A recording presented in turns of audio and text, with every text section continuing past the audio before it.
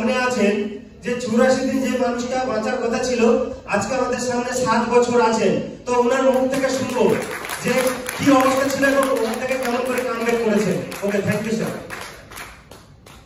ধন্যবাদ আমার আপনাকে দাদা রাজকুমার সাহেবকে এবং আমার ডাউনলাইনের দু একজন এসেছেন তাদেরকে। আমি 2014 সালে 13 সালের শেষের দিকে কোনো এক বন্ধুর মারফতে এই মনিকো প্রোডাক্টটার খবর পাই। আমাকে এক বন্ধু দেখতে এলো, আমরা একসাথে পড়াশোনা করেছি। এক বন্ধু আর এক বন্ধুকে রেফার করছে, তুই দেখায় খবরটা দে কেমন আছে। তখন পর্যন্ত আমার আর কি মানে প্রায় 11 লাখ টাকার মতো খরচ করেছি, 11,20,000 টাকার মতো খরচ করেছি।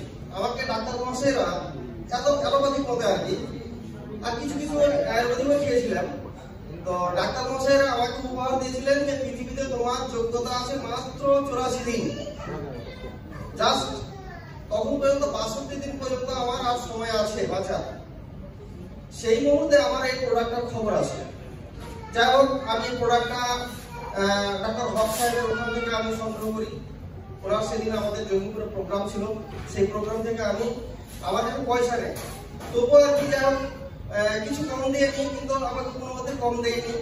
যেহেতু সিস্টেমে নেই, সেই সিস্টেমকে বজায় রেখে এসে আমাকে প্রোডাক্টটা কম পয়সা দেয়নি।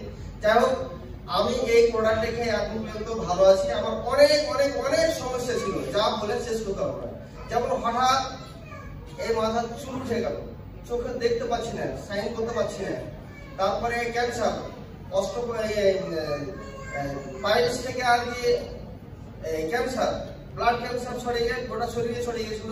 এই পাটা আর কি প্যারালাইসিস, সিরাতে টান, এইভাবে করতে করতে হয়তো 2-3 মিটার যাওয়ার পরে আমাকে চটিদার বা জুতোটা পাই দিতে পারতাম।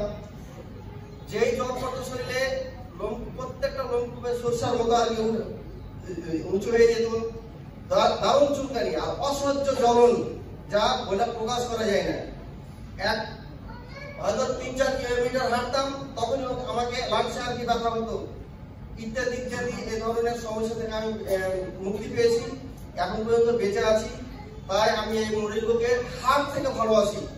যাই হোক, আমি একজন হয়তো মরিঙ্গার ভালো হিসাবে গড়ে উঠতে পারিনি, কিন্তু পুনরায় আমাদের এখানে এর কি রেজাল্ট আছে সেটা আমি অনেকটা বিলিভ করি। যেমন আমার একটা বাচ্চা, সেই সময় 5 বছর বয়স, এই বুকটা এরকম ভাবে উঁচু হয়েছিল, জাস্ট একদম এরকম হাড়ির মতো উঁচু হয়েছিল। এই পেট এবং বুক এইটা সেটে ছিল, আবার পেটটা হাড়ির মতো উঁচু হয়েছিল, আর পাছাটা জাস্ট একটা কাপের তলার সমান ছিল।